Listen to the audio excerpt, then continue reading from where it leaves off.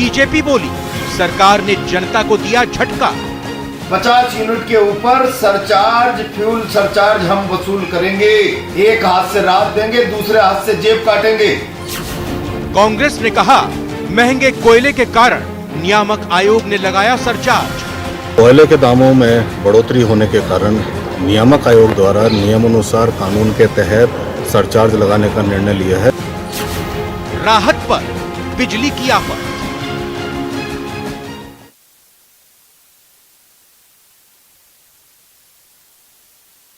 पर बिजली की आफत। जी हां, राहत शिविर महंगाई के खिलाफ लगे रहे हैं, लेकिन बिजली के लिए अब सरचार्ज जब लगा दिया गया है तो राजस्थान के लोगों को बिजली का बिल अब ज्यादा चुकाना पड़ेगा। और ज्यादा चुकाना जिस तरह से पड़ेगा, क्या इस महंगाई राहत के बीच में ये एक महंगाई के लिए एक जरिया उनकी जेब से जा रहा है जो उनके लिए भारी पड़ेगा। अब इसी को लेकर बीजेपी हमलावर है, बीजेपी की तरफ से अपनी बातें और दलीलें दी जा रही हैं। मेहमान हमारे साथ जुड़े हैं, उनका रुख करते हैं। अनीता भदेल जी हैं, विधायक हैं बीजेपी की। अनीता जी, बहुत बहुत स्वागत है आपका। साथ ही साथ हमारे आरसी चौधरी साहब हैं, कांग्रेस के प्रवक्ता हैं। आरसी चौधरी साहब, आपका भी बहुत बहुत स्वागत। आशीष चतुर्वेदी जी भी हमारे साथ, वरिष्ठ आशीष जी हमारे साथ जुड़े हैं वरिष्ठ पत्रकार के तौर पर, आपका भी बहुत बहुत स्वागत। चौधरी साहब, पहला सवाल मैं आपसे करता हूं। आपको मॉनिटर तो दिखाई दे रहा होगा वहां पे, मैं भी दिखाई दे रहा हूँ, क्योंकि सवाल सिर्फ सुनने की नहीं, समझने की भी जरूरत है। ये देखिए, मेरे हाथ में एक पैसा आया, एक नोट आया, वो मेरी जेब में जा रहा है, और वो जेब में जा ही रहा है कि हाथ पकड़ लिया गया और कहा कि ना ना ना, इसको बाहर दे दीजिए। सवाल समझ गए होंगे, जवाब दे दीजिए। मैं कहना चाहूंगा, इस तरह की बात नहीं है। ये जो फ्यूल सरचार्ज है, वो फ्यूल सरचार्ज कोई भी राज्य है उसका विद्युत विनियामक आयोग, जिसमें उपभोक्ताओं की राय से विद्युत की दरें खरीद की हो चाहे बेचान की हो, तमाम दरें तय की जाती है। और विद्युत विनियामक आयोग एक अपने आप में इंडिपेंडेंट बॉडी है, स्वतंत्र निकाय है। वहां पे उपभोक्ता अपनी शिकायतें दर्ज कराता है, उसी के आधार पे टैरिफ और तमाम सब चीजें डिसाइड होती हैं। लेकिन ये अब अल्पकालिक है, शॉर्ट टाइम के लिए है। जहां पे कोयले की परचेजिंग होती है, जिस प्रकार से चाहे पेट्रोल हो डीजल हो, जो पेट्रोलियम कंपनियां प्रतिदिन अपने फ्यूल की जो गणना करती हैं, उसी आधार पे क्वार्टरली जो गणना होती है उसके आधार पे है। इसका भार राज्य की सरकार पे भी पड़ेगा। राजस्थान की सरकार अपने उपभोक्ताओं को, कृषि उपभोक्ताओं को जो विद्युत निःशुल्क दे रही है, जो विद्युत फ्री दे रही है, उसका तमाम भार और सरचार्ज राजस्थान की सरकार वहन करेगी। अभी घरेलू उपभोक्ता के तौर पे 1 करोड़ 4 लाख उपभोक्ता हैं, 16 लाख कृषि उपभोक्ता हैं। इन पे तमाम जो फ्यूल सरचार्ज, ठीक है, मैं इसके डिटेल में जाऊंगा, लेकिन मुझे एक चीज का क्लैरिफाई कर दीजिए, क्योंकि ये उपभोक्ता जानना समझना चाह रहे हैं। 50 यूनिट से ज्यादा अगर आप 100 यूनिट तक बिजली फ्री कर रहे हैं, उसके लिए रजिस्ट्रेशन करने के लिए जाना होगा राहत शिविर कैंप में। मान लीजिए मैं उपभोक्ता हूं, मैंने रजिस्ट्रेशन करा दिया और मेरा बिजली का बिल 99 यूनिट या 100 यूनिट आया, तो यह बताएं कि मेरे को सरचार्ज देना होगा कि नहीं देना होगा?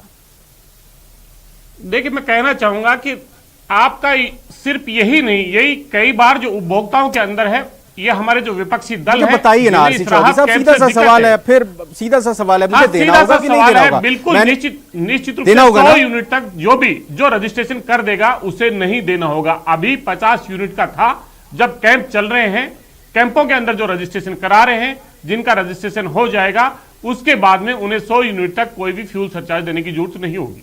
कोई सरचार्ज नहीं देना होगा, ये क्लियर है? जी जी, ठीक है। अब आप आंकड़े पर आइए। आप कुछ आंकड़े बता रहे थे कि इतने उपभोक्ता हैं और कोयले की ढुलाई का और कोयले की महंगाई का फर्क पड़ रहा है, इस वजह से यहां पर वितरण कंपनियों को दाम बढ़ाने पड़े। अब आप इस बात पर आइए, फिर मैं अनीता भदेल जी के पास जाऊंगा। हाँ, मैं कहना चाहूंगा, ये कोई राजस्थान की सरकार में ही नहीं, इससे पहले भी भारतीय जनता पार्टी की सरकार थी, फ्यूल चार्ज के तौर पे बढ़ाते थे। जब गर्मी का समय होता है, जब पीक सीजन होती है, डिमांड बढ़ जाती है। ये भारतीय जनता पार्टी के शासनकाल में ही तमाम जो विद्युत परचेजिंग के जो एग्रीमेंट्स हैं वो किए गए थे। आज जो कोयला हम ट्रांसपोर्ट करके लेके आते हैं, रेलवे के द्वारा जो कोयला आता है, रेलवे अगर अपनी दरें बढ़ा देता है तो उसका भार राजस्थान के उपभोक्ताओं पे पड़ता है। मैं पूछना चाहूंगा भारतीय जनता पार्टी के नेताओं से कि जो रेलवे के द्वारा ट्रांसपोर्टेशन होता है, ढुलाई होती है, क्या आप उसके अंदर दरों में वृद्धि कर रहे हैं या नहीं कर रहे हैं? अगर नहीं कर रहे और आप कहिए कि उस ढुलाई के अंदर कोई वृद्धि नहीं करेंगे, राजस्थान के उपभोक्ताओं को न्याय मिलेगा, उनको राहत मिलेगी। लेकिन ये अल्पकालिक होता है। ये कोई विद्युत की दरों में परिवर्तन नहीं किया गया। विद्युत कंपनियों के बीच में जो परचेजिंग जो रही, उसकी कॉस्टिंग बढ़ जाने से जो हमारे थर्मल पावर प्लांट हैं, जहां पे कोयले या गैस आधारित बिजली का उत्पादन होता है, उसके कारण ये मतलब आपका कहने का मतलब ये हुआ कि केंद्र सरकार जिम्मेदार है इसके लिए। कुल मिलाकर मैं इसको अगर मोटे मोटे बातों में समझ पाऊं तो केंद्र सरकार जिम्मेदार है ढुलाई का जो रेट बढ़ गया है और जो कोयला महंगा हुआ है उसको लेकर।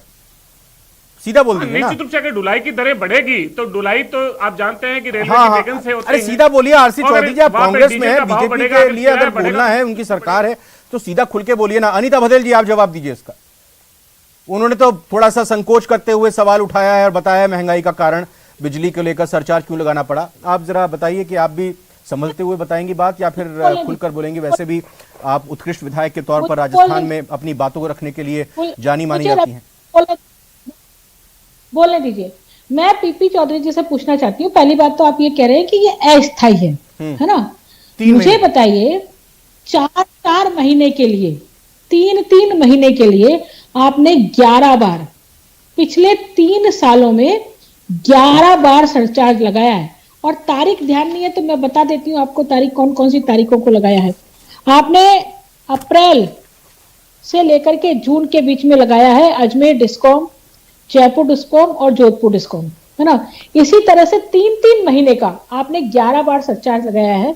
तो यदि 3 महीने का आप 11 बार सरचार्ज लगाए तो ये 3 सालों में कितनी बार आपने लगाया है? 33 महीने। और अभी 4 महीने के लिए 45 पैसे आप लगाने जा रहे हैं, है ना।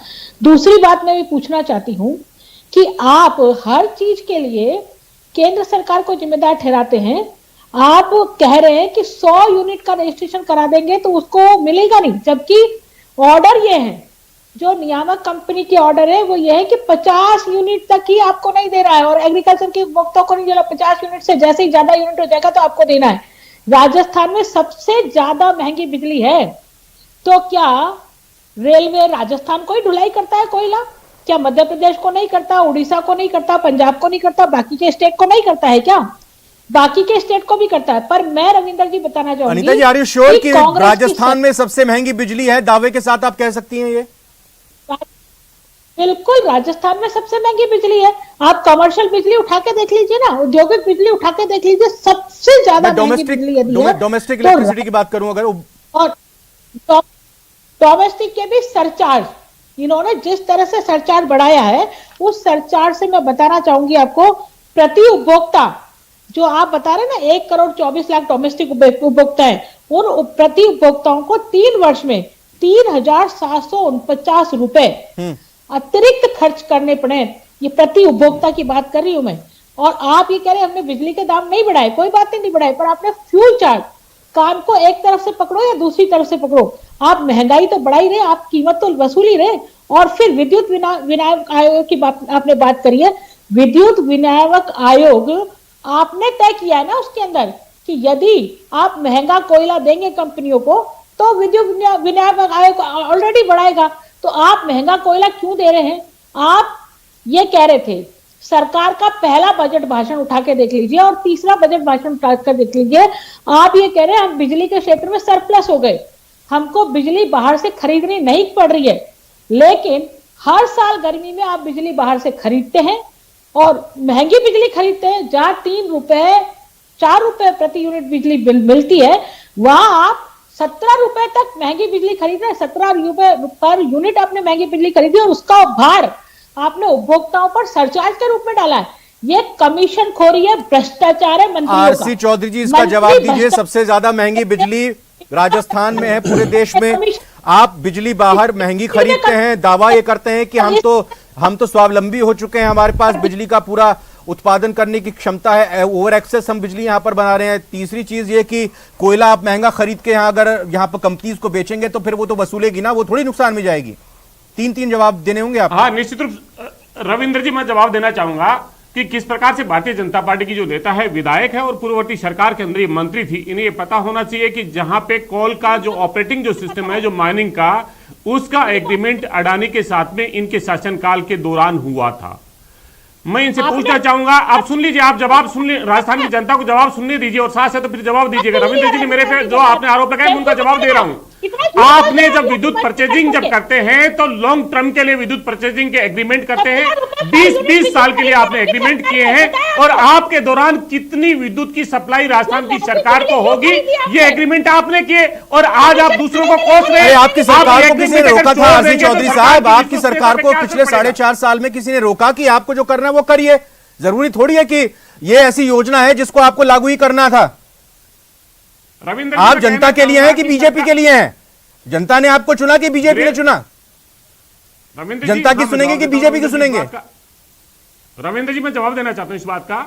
रविंद्र जी, मैं कहना चाहूंगा कि सरकारी एग्रीमेंट होता है कंपनी के साथ में। अगर वो एग्रीमेंट कोई भी चीज को ब्रेक करेंगे तो वहां पे वो कोर्ट के अंदर जाएंगे, उसके टर्म्स एंड कंडीशन सरकार डिसाइड करती है। अगर राजस्थान में कांग्रेस की सरकार हो चाहे भारतीय जनता पार्टी की सरकार हो, भारतीय जनता पार्टी ने परचेजिंग के अगर एग्रीमेंट 25 साल के लिए किए हैं तो कोई भी सरकार आए राज्य के अंदर, वो एग्रीमेंट सर्वाइवल रहेंगे, वाइटर रहेंगे, क्योंकि वो लीगली बाइंडेड है। और वो लीगली बाइंडेड सरकार परिवर्तन होने से वो चेंज नहीं हो जाता है। इसलिए भारतीय जनता पार्टी के मंत्रियों ने भ्रष्टाचार किया, जो इन्होंने नेताजी ने स्वीकार किया, इसीलिए आपने महंगी परचेजिंग के एग्रीमेंट किया क्या? और मैं कहना चाहूंगा, इन्होंने झूठ तथ्य रखे कि राजस्थान के अंदर सबसे महंगी बिजली है।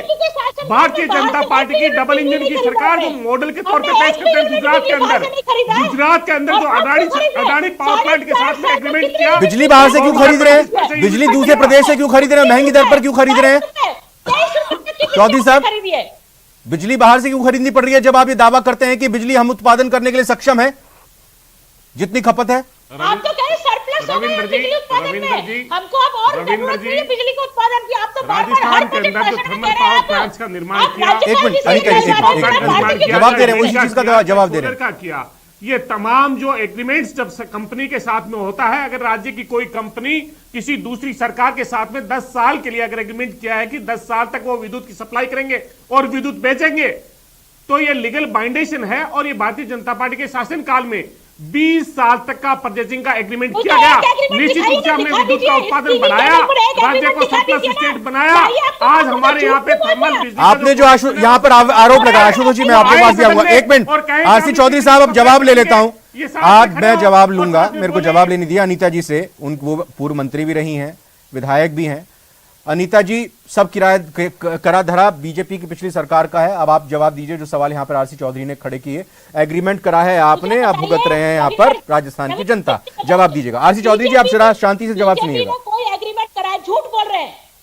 आरपी चौधरी जी झूठ बोल रहे हैं। यदि कोई एग्रीमेंट है तो सामने टीवी चैनल पर दिखाइए, झूठ बोल रहे हैं। और दूसरी बात, भारतीय जनता पार्टी ने एग्रीमेंट किया, सपोज करो तो भारतीय जनता पार्टी ने तो नहीं खरीदा महंगी बिजली। यदि रेट उस समय का था तो उस समय की रेट पर तो भारतीय जनता पार्टी ने 5 साल में नहीं खरीदा। आप कह रहे बिजली सरप्लस हो गई है, हम उत्पादन में आत्मनिर्भर हो गए हैं हर साल, प्रथम साल से। और ये इस साल से नहीं, 2012 के बजट भाषण में भी मुख्यमंत्री जी यही कह रहे थे। और आपको यकीन नहीं हो तो 2012 का बजट भाषण उठा करके देख लीजिए मुख्यमंत्री जी का, जिसमें कह रहे हैं हम बिजली के निर्माण में आत्मनिर्भर हो गए। जब आप बिजली के निर्माण में आत्मनिर्भर हो गए तो आप क्या कमीशन खोरी के लिए बाहर से बिजली खरीद रहे? क्यों खरीद रहे? आप तो सरप्लस हो गए। यदि बीजेपी वो कह रहे हैं ना कि आपने जो कंपनी के साथ एग्रीमेंट किया वो खरीद रही है। बीजेपी की सरकार ने जो कंपनी के साथ एग्रीमेंट किया वो खरीद रही है बाहर से। अब वो जो जिस रेट पे खरीदे हम क्यों कुछ कर सकते हैं? दिखाइए भाई एग्रीमेंट, बताइए एग्रीमेंट। झूठ बोले चौधरी साहब, एग्रीमेंट वो खैर मैं जानता हूं आप साथ में लेके नहीं चले होंगे। ये एग्रीमेंट आप दिखाएंगे, इसको आश्वस्त करेंगे राजस्थान के लोगों को, बघेल जी को। ज्यादा से इससे बड़ी बात है कि राजस्थान के लोगों को संतुष्ट करना है। एग्रीमेंट है आपके पास?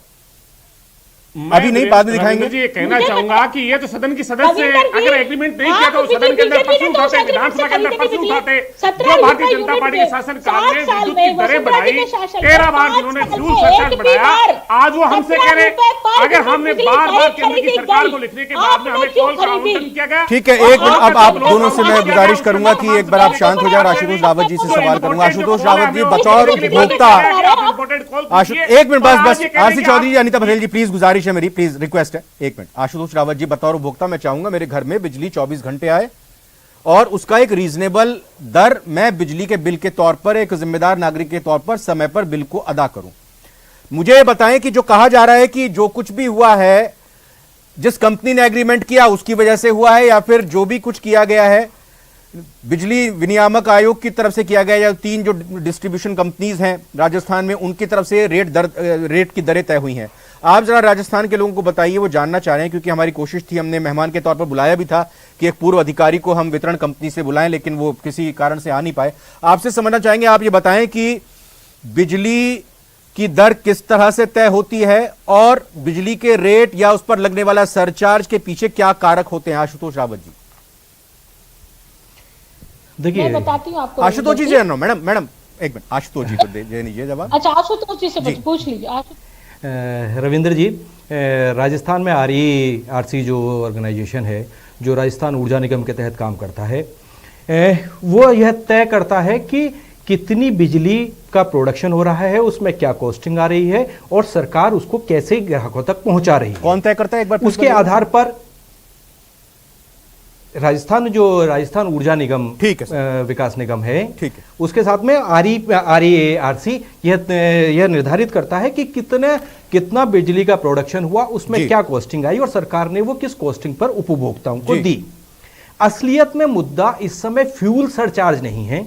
यहां हमको यह जानना जरूरी है कि ये फ्यूल सरचार्ज तो लगातार हर सरकार में बढ़ते रहे हैं, लेकिन वो फ्यूल सरचार्ज क्यों बार बार बढ़ते हैं, हमको इस कारण पर जाने की जरूरत है। एक मोटा अनुमान लगभग ये है कि राजस्थान में जितनी डिमांड बिजली की है, उसके अकॉर्डिंग लगभग 30 से 35 रैक कोयले की डेली डिमांड राजस्थान की रहती है। ठीक है, लेकिन पिछली कुछ सरकारों ने क्या किया कि जो कंपनियां कोयले का जो यहां पर कोयला भिजवाती हैं, उनका पेमेंट को रोका, जिसके लिए वो कंपनियां हाई कोर्ट गई, सुप्रीम कोर्ट गई। सुप्रीम कोर्ट ने सरकार को पेनाल्टी के साथ में उसके पैसे के भुगतान के आदेश दिए। राजस्थान सरकार ने लगभग 3000 करोड़ एक निजी कंपनी सरकार के वक्त में पेमेंट रोकी गई या पहले सरकार, दोनों सरकारों के वक्त में?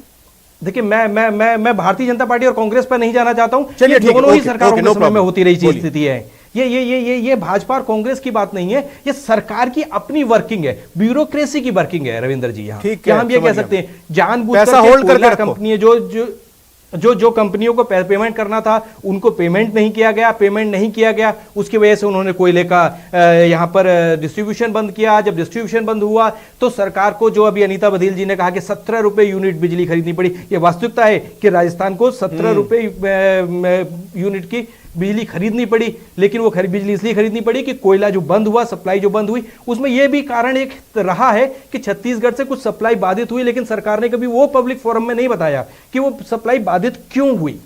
आखिरकार हमारी सरकार, हमारे ब्यूरोक्रेट्स ये क्यों नहीं निर्धारित कर पाते हैं कि किस सीजन में कितनी डिमांड आएगी, उस डिमांड के अकॉर्डिंग हमको कितनी बिजली चाहिए, कितना कोयला चाहिए, आपने आशुतोष रावत जी, मैं आपकी बात में जोड़ देता हूं। इस सवाल को जोड़ते हुए मैं RC जी के पास टॉस करता हूं। RC चौधरी साहब, अब ये महंगाई राहत शिविर में 11वां पॉइंट भी जुड़ जाएगा कि भाई सरचार्ज से बचना है तो आगे रजिस्ट्रेशन करवा लीजिए। देखिए रविंद्र जी, मैं कहना चाहूंगा कि जो रावत साहब ने जो बात कही है वो टेक्निकल बात कही है, उन्होंने बेहद लॉजिकल बात कही है।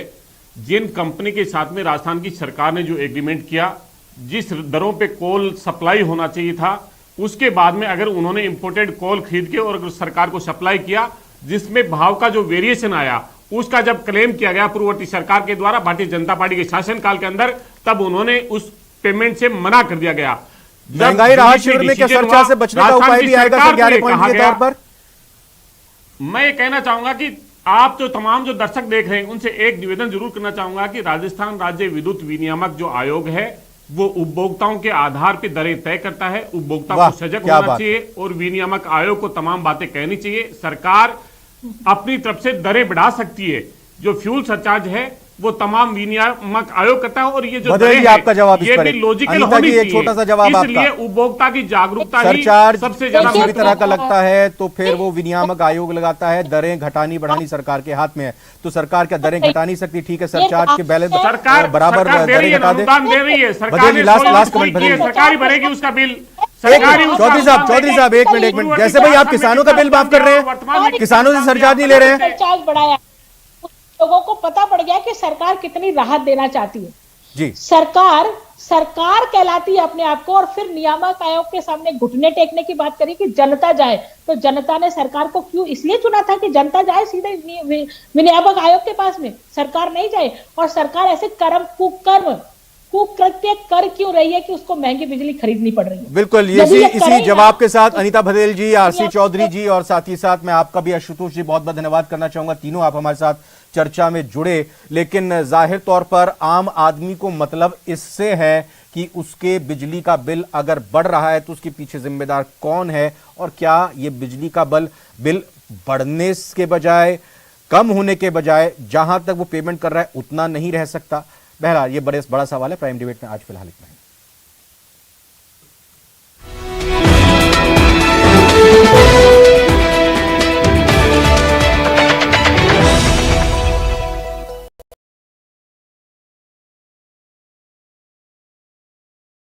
बैठने में आसानी हो सके। इसके साथ ही ऐसे मरीजों की सुविधा के लिए फिजियोथेरेपी के विशेष उपकरण भी उपलब्ध हैं, जिनके जरिए मरीजों का एक्सरसाइज के जरिए इलाज किया जाता है। इसके अलावा यहाँ कृत्रिम हाथ पैर, कैलिपर्स और सहायक उपकरण भी मरीजों की जरूरत के हिसाब से बनाकर दिए जाते हैं। अब तक इस केंद्र के माध्यम से 3740 मरीजों को 5258 कृत्रिम अंगों और सहायक उपकरणों से लाभान्वित किया जा चुका है। पिछले मार्च महीने में 10 जिलों के लाभार्थियों को 32 कृत्रिम उपकरण तैयार कर प्रदान किए गए हैं।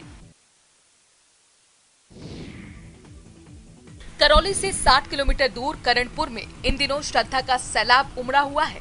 दरअसल करणपुर वाली गुमानो माता मंदिर में 5 दिवसीय मेला चल रहा है। मेले के तीसरे दिन बड़ी संख्या में श्रद्धालुओं ने माता के दरबार में धोख लगाई और खुशहाली की मन्नत मांगी। करीब 30,000 से भी ज्यादा श्रद्धालुओं ने माता की ज्योति के दर्शन किए। मां के दरबार में राजस्थान, उत्तर प्रदेश और मध्य प्रदेश सहित कई राज्यों से भक्त पधारे और मां के दर्शन कर सुख समृद्धि की कामना की। सबसे बड़ी बात यह है कि दूर दूर से आने वाले श्रद्धालु रात को किसी धर्मशाला या होटल में रात्रि विश्राम नहीं करते हैं, बल्कि माता मंदिर के प्रांगण में ही कंकड़ पत्थरों